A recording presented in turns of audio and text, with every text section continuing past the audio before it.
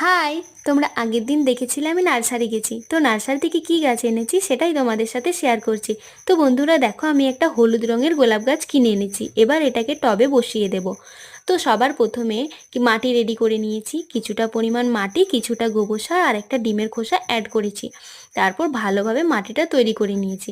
এরপর মাটিটা তৈরি করার পর টবটাতে ড্রেনেজ সিস্টেমটা ভালো মতো করে নিয়েছি। একটা কথা অতি অবশ্যই মনে রাখবে, ড্রেনেজ সিস্টেমটা করা কিন্তু খুব দরকার, কারণ গোলাপ গাছ বেশি জল জমা পছন্দ করে না। এরপর পলিথিন থেকে গোলাপ গাছটাকে বের করে টবে বসিয়ে দিয়েছি। একটা জিনিস কি তোমরা লক্ষ্য করেছো, গাছের গোড়ায় যে এক্সট্রা মাটি ছিল সেটা কিন্তু আমি কিছুটা ছেটে ফেলে দিয়েছি, যাতে শিকড়গুলো ভালোভাবে মিলতে পারে। এরপর আমি মাটি দিয়ে ভর্তি করে দিয়েছি। তো বন্ধুরা, আমার এই কালারের গোলাপ গাছটা তোমাদের কেমন লেগেছে কমেন্ট করে জানিও কিন্তু।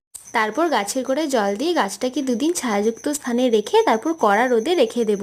তো বন্ধুরা, আজকের মতো বাই।